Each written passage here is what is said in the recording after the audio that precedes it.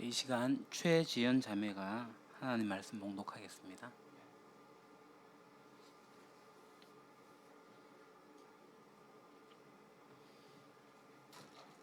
오늘 우리에게 주시는 하나님의 말씀은 마태복음 1장 23절입니다.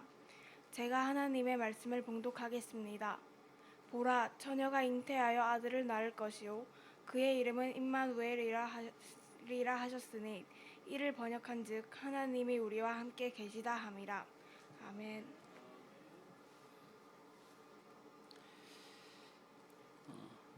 여러분 중에는 믿어지지 않는 기독교의 여러 가지 이야기들이 있는데 그 중에 아마 가장 대표적인 것이 바로 예수님의 동정녀 탄생일 겁니다. 어떤 사람이 성경을 읽으려고 성경을 폈는데 구약은 어렵다. 신약을 폈는데 마태복음이에요. 족보가 나오고 그 다음에 나오는 말씀이 바로 처녀가 아이를 낳게 되었다라는 겁니다. 이걸 도대체 어떻게 믿을 건가? 이렇게 이야기하면 일반적으로 이렇게 얘기하죠. 일단 마음 열고 확 믿어봐. 믿음이라는 게 원래 믿겨지지 않는 걸 믿는 게 믿음이야. 뭐 이런 식으로 생각하는 사람들이 많습니다. 실제로 기독교인들 중에서도 이렇게 믿고 계신 분들이 아마 없지 않아 계실 거라고 생각을 해요. 무조건 믿어야 된다. 기독교라 하는 거 이거저거 따지면 곤란하다. 따져서 승산이 없다. 그냥 따져서 안 되는 걸 믿는 게 믿음이다. 뭐 이런 생각을 하고 있는 사람들이 있습니다. 저는 이런 이야기를 들을 때마다 코미디언 이주일 씨가 생각나요. 일단 믿어보시라니까요.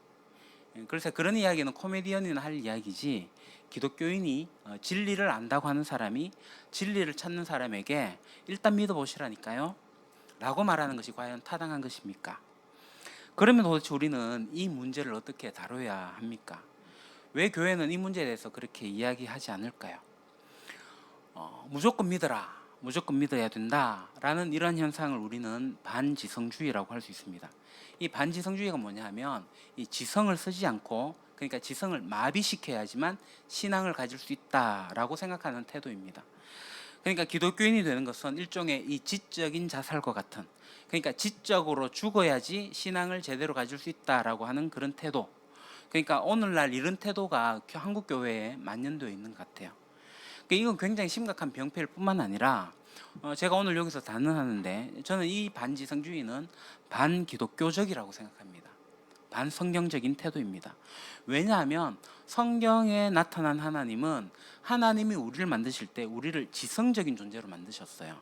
그러니까 우리는 감정도 있고 지성도 있고 의지도 있습니다.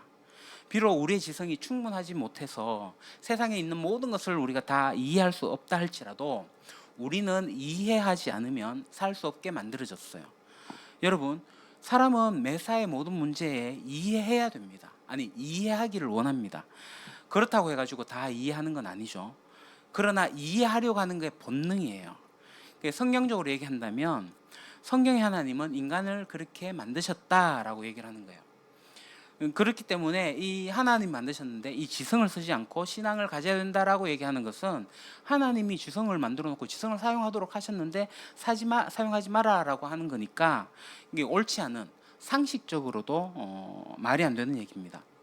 뿐만 아니라 이 반지성주의를 가지고 있으면요, 우리에게 어려움이 있을 때 그리스도인들은 끊임없이 질문하게 됩니다. 보통 때는 잘 믿는 것처럼 보여요. 근데 힘든 일이 생기면 내가 믿고 있는 게 가짜가 아닐까? 하나님 안 계시지 않나? 뭐 어차피 내가 질문해보지 않았으니까, 따져보지도 않았으니까 이거 가짜인가 보다, 뭐 이렇게 생각해 버립니다. 힘들 때, 어려울 때. 많은 경우에 신앙이라고 하는 것을 이 사실에 기초한 게 아니라 그냥 덮어버리고 믿어버렸기 때문에 어려운 일이 생기면 막 흔들려요. 그 문제만 생기면 막 흔들려요. 가짜 아닐까? 내가 속은 거 아닐까? 뭐 이런 생각을 한단 말이죠. 그러니까 이 반지성주의는 기독교 자체에도 무지무지하게 나쁜 폐해를 끼치고 있습니다. 뿐만 아니라 이 반지성주의는요, 교회적으로 보면 이 교권주의와 연관되어 있어요. 그리스도인들이 교회 오면 다들 좀 바보가 돼요. 죄송합니다. 여기 계신 여러분들은 안 그러길 바랍니다. 세상에서 똑똑한 사람들이 교회 오면 좀 바보가 돼요. 왜냐하면 비판 의식이 없어지거든요. 그러니까 교회에서 비판하면 안 된다고 가르치기 때문에 그래요. 그러니까 비판하면 안 된다고 가르치니까 교회 지도자들이 이 교권을 마음대로 움직일 수 있는 거예요. 그렇게 되면 교회에 아주 심각한 병폐를 일으키게 되는 거죠. 교회 내에서 일어나고 있는 여러 가지 문제에 대해서 아주 건설적으로 건강하게 비판할 수 있어야 되는데 이 비판 능력을 상실하게 되는 겁니다. 그러니까 이 반지성주의 때문에 그래서 교회가 타락하는 데 앞장서게 됩니다. 오늘 우리가 뉴스에서 보는 기독교인들의 반지성적인 태도 때문에 한국 사회에서 교회가 욕을 먹고 있지 않습니까? 그러니까 이 방법이 진짜 우민화 정책하고 비슷한 것 같아요. 이것이 넌크리스천들에게, 우리 교회가 좀 특별히 신경 쓰고 있는 찾는 이들에게 그럼 어떤 영향을 줍니까? 그들에게 우리가 기독교를 얘기하게 될 때 일단 믿어보라는 식으로 얘기를 하게 되면 도대체 그걸 누가 믿겠냐고요. 저도 안 믿겠습니다. 교육을 받은 사람은 더 그렇습니다. 특별히 기독교라는 이 진리, 종교를 받아들이게 될 때 기독교에 뭔가 진실이 있고 진리가 있을까 이런 것을 고려하게 되는데, 근데 거기에 설득될 수 있는 내용도 없고 의심 가는 부분만 잔뜩 쌓여가고 있는데 그걸 어떻게 받아들일 수 있냐는 거예요. 그렇기 때문에 일단 한번 믿어봐. 일단 믿어보시라니까요. 이런 말은 코미디언들이나 하는 말이지 기독교인에서는 안 될 말이다. 절대로 교회가 할 말이 아니고요. 성경도 그렇게 이야기하고 있지 않습니다. 만약에 그렇다면 성경을 그렇게 구구절절하게 이 그 큰 책으로 써놨겠습니까? 그냥 하나님 계시다, 믿어라, 이러면 간단하겠죠. 그래서 오늘 저는 이런 기본적인 이런 전제 위에서 우리가 좀 같이 생각을 해볼까 합니다. 기독교는요, 이 지적으로 자살하는 종교가 아닙니다. 오히려 하나님이 인간의 지성을 만들었기 때문에 우리 인간의 지성에 한계가 있다 할지라도 최대 한도로 이 지성을 발휘해 가지고 사용하는 것이 기독교여야 된다라고 저는 믿고, 또 성경에서 그렇게 가르치고 있다고 생각을 합니다. 그렇다면 이제 오늘 본론으로 들어갑시다. 이 동정녀 탄생, 도대체 어떻게 얘기할 거냐? 처녀가 아이를 낳았다라고 얘기하는 것을 어떻게 할 거냐? 이거 과학적으로 증명할 수 있느냐? 아니요. 그러나 여기에 대해서 이렇게 이야기는 할 수 있을 것 같아요. 1800년대 그 19세기까지만 하더라도 여자의 몸에서 난자가 발견되지 않았어요. 예, 그 시대 사람들은 이 난자가 있다는 걸 몰랐습니다. 난자는 이제 몸속에 있으니까. 그래서 사람들이 생각하게 될 때 여자는 남자의 정자를 받아들이는 그 일종의 토양 같은 거라고 생각을 했어요. 그 씨를 받는다는 생각을 하는 거죠. 그러니까 그때는 과학이 발달 안 돼 있었으니까. 근데 지금 이제 과학이 발달됐어요. 정자도 있고 난자도 있고, 그게 어떻게 만들어져 가지고 어떻게 혈합해 가지고 어떻게 분열을 일으키며 뭐 이렇게 된다는 게 과학적으로 세상에 다 알려져 있단 말이에요. 그러니까 정자 없이 어떻게 아이가 만들어질 수 있냐는 거죠. 물론 요즘에 과학적으로 좀 희한한 일들이 벌어지기 시작했어요. 이 체세포 분열을 통해 가지고 정자 없이도 아이를 만들기 시작했습니다. 만들어낼 수가 있어요. 이 과학자들이 이게 윤리적으로 굉장히 심각한 문제지만 인간 복제를 함으로써 정자 없이 아이를 만들어요. 체세포 분열을 통해 가지고. 그러니까 정자와 난자 없이 아이를 만들어내는 방식이 지금 과학적으로 발달하는데 점점 발달하게 될 거예요. 이미 동물에게는 실험적으로 성공했습니다. 그러니까 이런 식으로 얘기하면 과학자들도 체세포 복제에 의해 가지고 인간을 복제할 수 있는 능력이 있는데, 하나님이 동정녀에게서 그거 못 하겠어? 이렇게 얘기하면 이거 사실 간단하게 끝날 수 있을지도 모르겠습니다. 그러면 그렇게 이야기하면 끝내면 될까요? 실제로 이 문제는 그렇게 쉬운 문제가 아닌 것 같습니다. 제가 이 설교를 준비하면서 이미 공부했던 것에 더해 가지고 더 많은 자료를 찾아 가지고 공부를 해봤는데요. 이게 너무 어려워서 괜히 긁어붓을 만드는 게 아닌가라는 생각이 들기도 했습니다. 저는 그래서 여기에 대해서 우리가 좀 열린 마음을 가지고 함께 이야기를 나누면 좋겠는데요. 이 동정녀 탄생에 대해 가지고 일반적으로 가지고 있는 한 지성인들의 입장, 그러니까 한 지식인들이 가지고 있는 한 지적인 입장이 뭐냐 하면, 제가 한 지성적인 입장이라고 했습니다. 모든 지성인이 다 그런 건 아니에요. 한 지성인의 입장은 이 얘기는 인간이 만들어낸 신화다. 박혁것의 주몽, 부처님의 탄생, 당군 신화, 이런 것 같이 그 신화다. 이게 어떻게 사실 이야기냐라는 거예요. 혹여나 여러분들 중에 있을 수도 있고, 어떤 크리스찬들은 아마 이거 신화라고 생각하는 사람들이 있을 거예요. 그렇기 때문에 그러면 이 성경이라는 것은 믿을만하지 않다고 할 거냐라고 이렇게 물으면, 그렇지 않아. 그거는 신화긴 하나 여기 성경에는 여러 가지 좋은 내용들이 있기 때문에 이 좋은 것들, 좋은 의미를 받아들이면 된다. 그러니까 우리가 결국 믿음이라고 하는 것과 이성이라고 하는 것은 이 영역이 다르니까 이성은 이성대로 가고 믿음은 믿음대로 가자. 그냥 아예 이성과 믿음을 분리시키자 이거예요. 이성으로 따지지 말고 그냥 믿자라는 거죠. 사실 그냥 믿고 여기 있는 여러 가지 뭐 영적이고 정신적인 교훈들을 받아들이자 이런 입장이에요. 왜냐하면 이거 사실이 아니니까. 아무리 봐도 사실이라고 볼 수 없으니까. 인간이 만들어낸 거니까 이런 겁니다. 인간이 만들어낸 신화다. 이걸 좀 더 구체적으로 얘기하면요, 예수님의 탄생은 이 예수님의 제자들의 과잉 충성이었다라는 겁니다. 그러니까 예로부터 영웅이 태어나면 그 영웅을 영웅화하기 위해 가지고 후대의 사람들이 그 영웅 얘기를 하면서 이 탄생 신화를 만들어내요. 그래서 세계의 거의 모든 영웅들은 탄생 신화를 가지고 있습니다. 다들 희한하게 탄생합니다. 뭐 그리스 헬라 지역의 영웅들 할 얘기도 많지만 우리나라에 이제 가야의 김수로, 주몽, 박혁거세 다 알에서 태어났다고 하지 않습니까? 이런 것들이 왜 만들어지느냐? 그 영웅을 더 높여주기 위해서, 그들의 위상을 더 높여주기 위해서 이 사람들은 보통 사람들이 아니야, 신이 내린 사람이야, 이런 걸 이야기하기 위해 가지고 만들어냈다는 거죠. 뿐만 아니라 이러한 신화가 너무나도 많았기 때문에 어떤 신학자들이 이렇게 주장합니다. 제자들이 고대 그 영웅들의 신화를 몰랐을 리 없고, 그러니까 그 신화를 흉내내 가지고 우리의 스승인 제자 예수님도 그렇게 태어났다라고 이야기를 조작해냈다라고 이야기를 하는 거예요. 이 얘기는 간접적으로 무엇을 시사하냐고 하면, 그렇다면 이 성경이라는 책은 오류투성이라는 거죠. 사실이 아닙니다. 사람들이 짜깁기 한 책입니다. 오류가 너무 많다는 거예요. 그래서 이 성경의 기록을 믿지 못하겠다. 자, 신화에 대해서 다시 한번 얘기하겠습니다. 우리는 김수로든 박혁거세든 주몽이든 간에 그 이야기를 들을 때 우리는 그것이 신화다, 그거 다 인정하고 있습니다. 신화예요. 그 신화라고 하는 문학적인 장르입니다. 그런데 이 성경도 그러면 신화냐는 거예요. 그러니까 우리가 이제 누가복음, 마태복음 보게 되는데, 예수님이 태어났다라고 기록하고 있는 것이 누가복음, 마태복음인데, 그럼 누가복음이 신화냐, 마태복음이 신화냐? 우리 이걸 주의 깊게 이제 들여다봐야 되겠죠.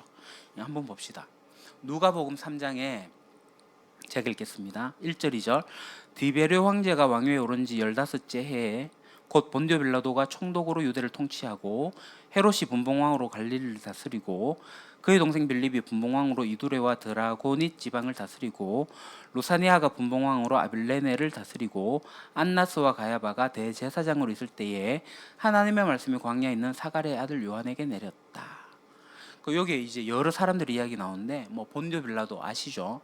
뭐 헤롯도 아시고, 그다음 하여간 이 사람들이 많이 나오는데요.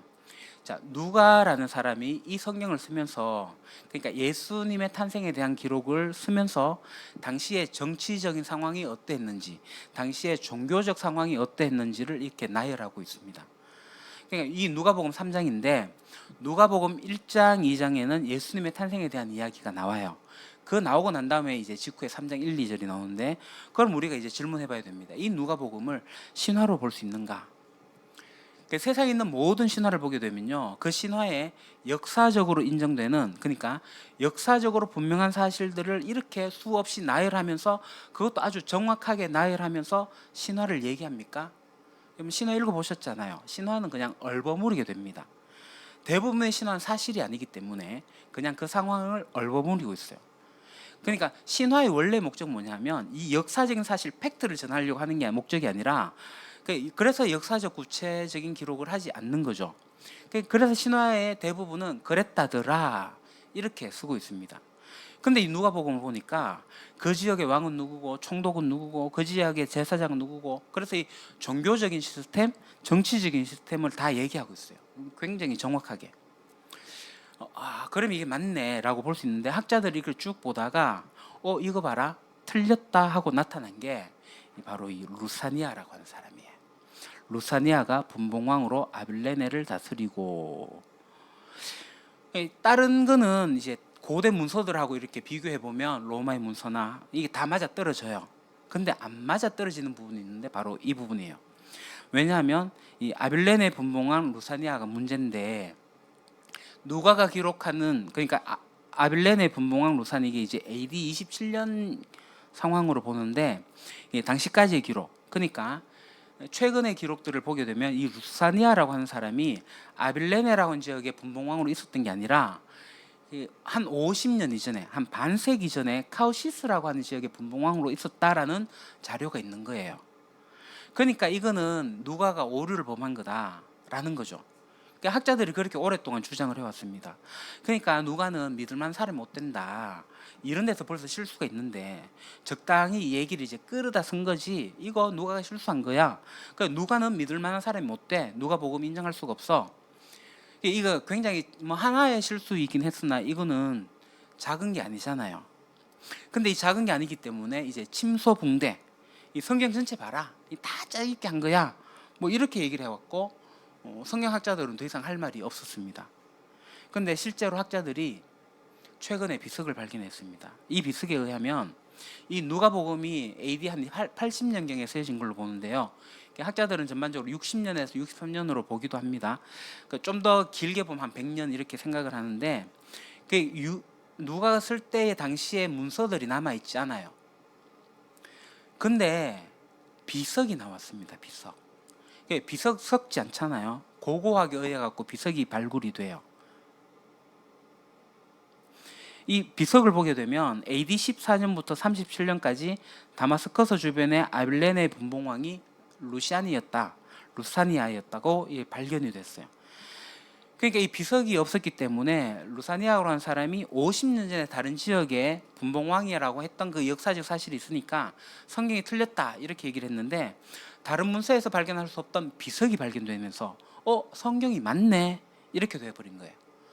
그러면 누가가 유일하게 그 당시의 역사를 가장 정확하게 기록하고 있는 사람이네 이렇게 된 거죠. 그러니까 이런 경우가 누가복음에 이제 수없이 나타나는데 한 가지만 더 말씀드리겠습니다. 그러니까 누가가 누가복음도 쓰고 사도행전을 썼어요. 그러니까 누가복음하고 사도행전은 1권, 2권이에요. 이거는 이제 연달아 같이 읽으셔야 되는데, 그러니까 성경의 배열은 누가복음, 요한복음, 사도행전 이렇게 되다 보니까 누가복음 읽고 요한복음 읽고 사도행전 읽으시는데 그래 읽으시면 안 되고 누가복음 읽고 요한복음 빼고 바로 사도행전을 쭉 이렇게 읽으시는 게 더 좋습니다.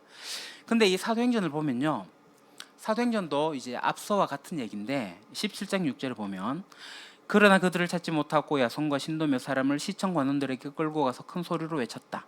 세상을 소란하게 한 사람들이 여기에도 나타났습니다. 여기 이제 시청 관원이 나오는데 이 개역 개정에는 읍장으로 나와요.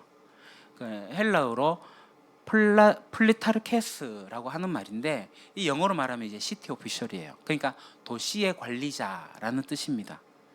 이 단어가 성경 외에, 그러니까 사도행전 2군데 말고는 고대 로마 문서에 어디에도 이 단어가 나오지 않는 거예요. 그래서 사람들이 생각할 때 이 플리타르케스라는 단어가 누가만 쓰고 있으니까 이거 누가가 지어낸 말이다 이렇게 봤어요. 아무데도 안 나오니까. 그러니까 제가 지금 얘기하는 게 이제 대표적인 것만 얘기하는데요. 근데 이게 수없이 많이 나오는데 고고학자들이 이 단어가 쓰여 있는 비석을 발견하기 시작했어요. 고고학이 최근에 발전되면서 굉장히 많은 것들이 발굴됐는데 이 단어가 쓰여 있는 비석이 35개나 발견된 거죠. 이 비석이 발견되기 전까지는 그 단어가, 이 용어가 쓰이지 않았다. 이 문서 자체가 이 사도행전밖에 없다. 그러니까 누가가 지어낸 거다. 이 단어라는 걸 지어낸 거다라고 얘기했는데 비석이 발견되고 나니까 이 플리타르케스라고 하는 이게 이 데살로니가 지역에도 발견되니까 결국 누가라고 하는 사람은 그 이야기를 만들어내는 어떤 스토리텔러, 이야기꾼이 아니라 정확한 역사가다 이렇게 이야기를 하고 있습니다. 그래서 학자들이나 또 신학자들이나 굉장히 많은 사람들이 누가는 역사학자다라고 하고 있습니다. 근데 실제로 이 누가복음과 사도행전에 나타난 이 누가가 기록한 내용을 보게 되면 정말 1세기 상황을 가장 근접하게 이야기하고 있는 사람이, 그 역사가 중에 하나가 바로 누가다.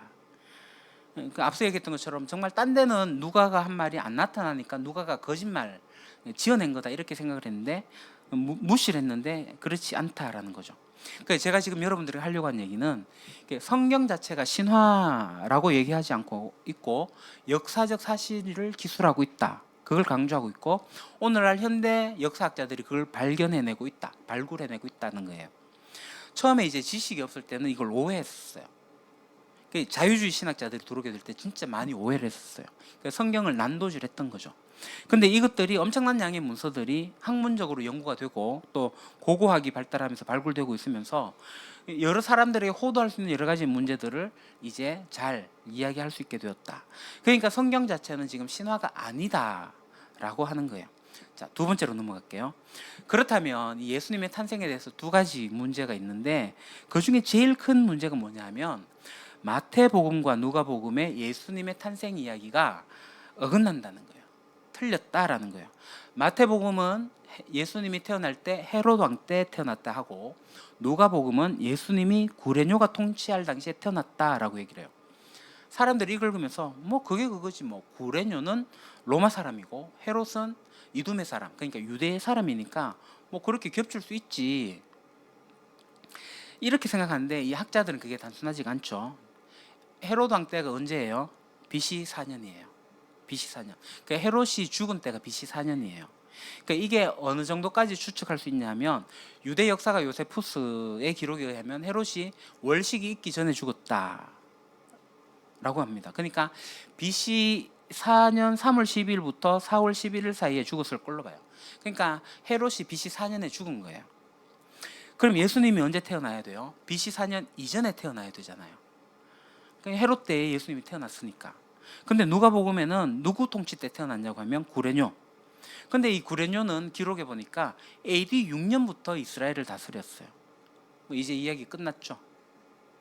마태복음은 예수님이 BC 6년 이전에 태어났다 그러고 누가복음에는 구레뇨가 호족하게 될 때에 그러니까 호족할 때가 이제 AD 6년이거든요. 그러니까 약 10년 정도의 차이가 나는 거예요. 그러니까 성경 봐라. 역사적인 오류가 있잖아.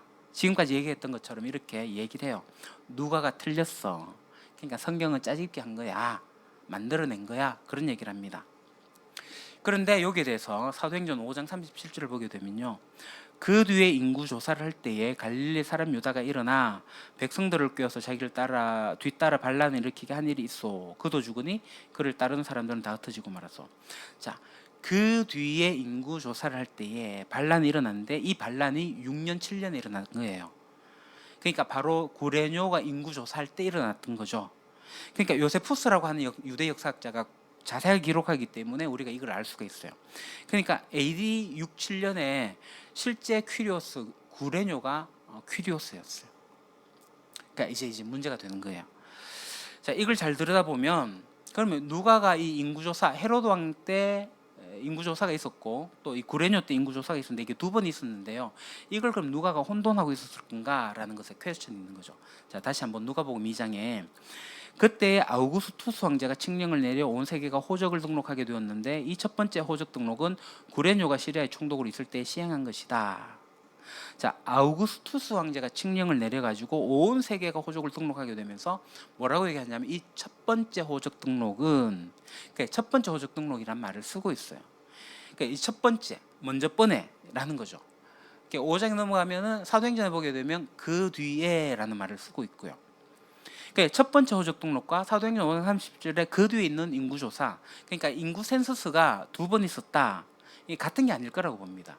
누가복음과 사도행전은 같은 인구조사가 아니다. 그러니까 누가는 인구조사가 두 번 있었다라는 것을 이야기하고 있고요. 그러면 구레뇨가 통치를 안 하고 있었는데 그러면 어떻게 구레뇨가 통치할 때 인구조사를 했겠는가라는 질문이 나오게 되죠. 그러니까 당시 이제 국제 정치를 이렇게 공부하고 연구한 사람들의 결과를 이렇게 보게 되면 이 구레뇨라는 사람은 BC 12년부터 BC 4년까지 이 시리아 지역의 총독이 아니었다라고 합니다. 그 당시의 총독은 바로스라고 하는 사람이에요. 그러니까 구레뇨는 누구냐면 그 옆 지역에서 전쟁을 하고 있던 전쟁의 영웅이었어요. 그러니까 바로스라는 사람이 총독 다스리고 있는데 총독인데 어떻게 구레뇨가 총독이냐 하니까 이 내용이 틀린 거다 이렇게 얘기를 했죠. 근데 바로스라는 사람이 잘못해가지고 당시의 기록을 보게 되면 로마로부터 이 바로스라는 총독이 미운 털이 박혔고 그래서 자기 역할이 축소되어 있는 것이 발견이 됐어요. 그래서 구레뇨가 이 전쟁을 하면서 이 시리아 지역까지 자기의 역할을 영향을 끼치고 있었다는 것이 기록에 남아 있습니다. 그러니까 성경에 기록된 게 이게 우리가 번역을 하는 상에 오류가 있는 거죠. 그러니까 이 총독이 되었을 때에 총독으로 있을 때에 그러니까 이게 이제 헤게몬이라는 통치자라는 명사형을 쓴 게 아니라 헤게모니오라는 동사를 쓰면서 영향을 끼치고 있을 때에라고 보는 겁니다. 이해되십니까? 좀 어렵죠? 막 졸음이 오신. 제가 왜 이렇게 이야기를 복잡하게 하면 제가 공부를 하면서 저에게 질문이 있었어요. 그게 뭐냐면 실제적으로 제가 성경을 외에 뭐 이곳저곳에 책을 읽다 보니까 성경이 틀렸다, 성경은 신화다, 뭐 이렇게 인간이 만들어낸 거다는 책을 많이 봤어요. 아니 자유주의 신학자들도 그렇게 이야기를 하고 있으니까. 그러니까 지난번 주에 제가 말씀드렸던 오강남 교수의 예수는 없다라는 책이 대표적인 책이에요.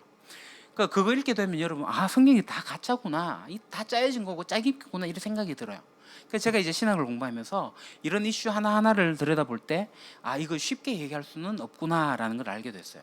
그러니까 어떤 한 가지 이슈에 대해 가지고 엄청난 학자들의 그러니까 논의가 있었고 리서치가 있었고, 그래서 이 양쪽 진영에 팽팽한 설전이 있었어요.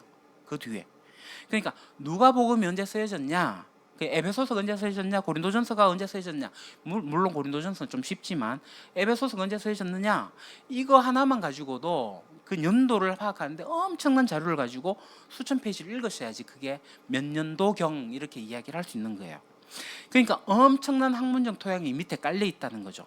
근데 이 학자들이 일부 중에는 이게 균형 있는 프리젠테이션을 해야 되잖아요. 여기에 대해서도 공부하고 저기에 대해서 공부해가지고 균형 있게 맞춰서 이럴지도 모른다라고 겸손하게 자기의 지적을 그렇게 내용을 얘기를 해야 되는데, 근데 이 사람들이 이걸 다 하지 않고 그냥 한쪽만 공부해가지고 한쪽만 가지고 발표해버리는 거예요.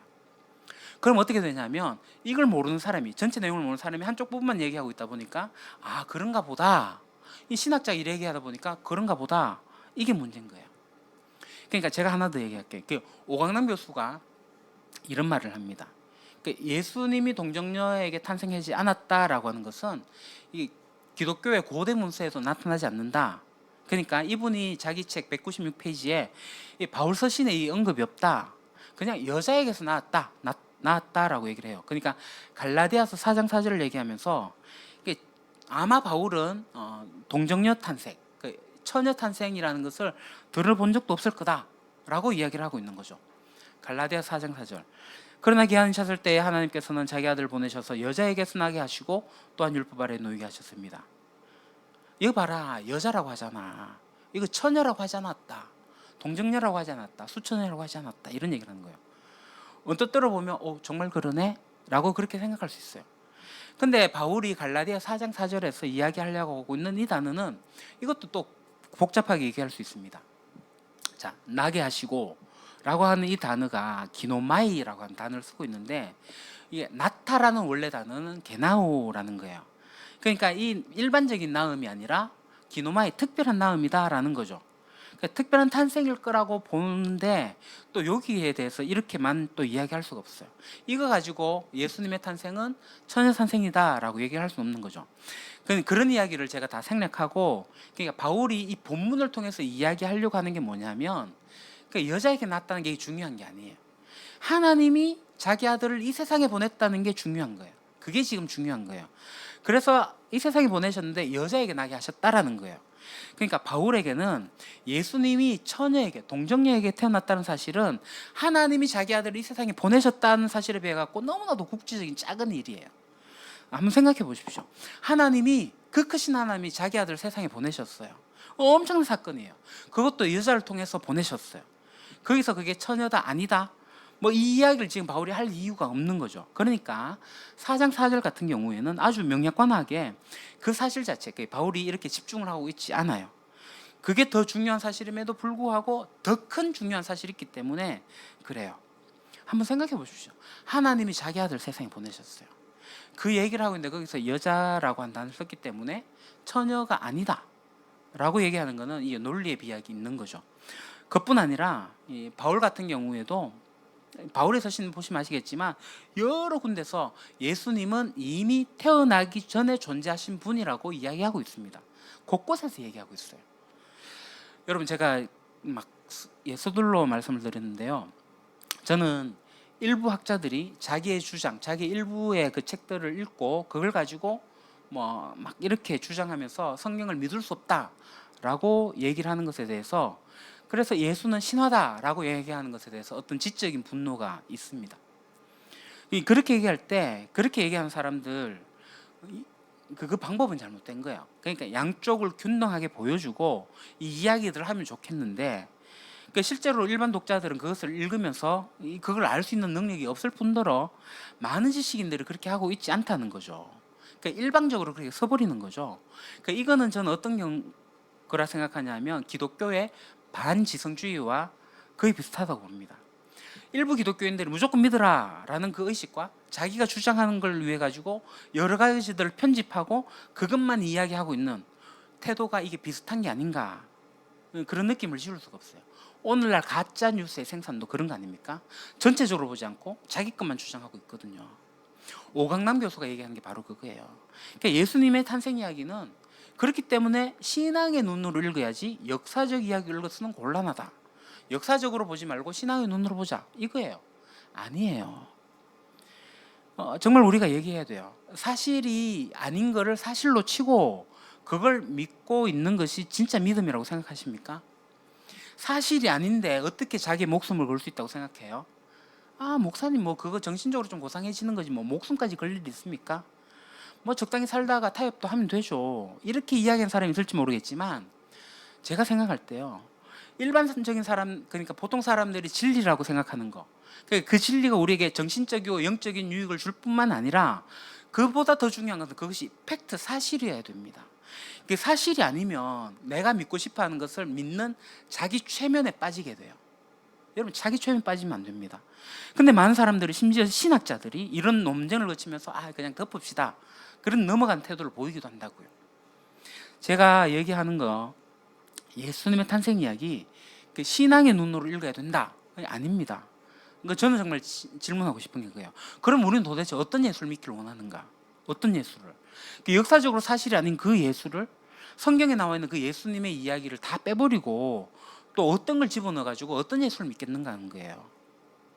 도대체 그러면 어떤 예수 믿고 싶습니까? 성경에 나오는 예수 말고 다른 예수 누구를 믿고 싶습니까? 제가 길게 설명했는데 이 동정녀 탄생에 대한 한 지성적인 입장을 제가 얘기를 했고 거기에 대한 반박을 했고요. 또 다른 지성적인 입장을 우리가 또 얘기해야 됩니다. 또 다른 지성적인 입장은 사람들이 보는 세계관으로서 이야기할 수 있을 것 같아요. 이 세계관은 다음 주에 이야기합시다. 기도하겠습니다. 아버지 하나님, 우리에게 지성을 허락하셔서 지성으로 이성으로 알아가게 하시니 감사합니다. 모른다고 무턱대고 믿는 게 아니라 알아가게 하시고 살펴가게 하시고 더 공부하게 하셔서 아는 만큼 반응하는 믿음이 우리에게 있게 하여 주십시오. 저희로 하여금 하나님 아들 독생자 예수, 하나님과 동등되시나 동등됨을 취하지 않으시고 인간의 형체로 오신 하나님을 제대로 알아가고 그렇게 반응할 수 있는 믿음을 저희들에게 주옵소서. 예수님의 이름으로 기도합니다. 아멘.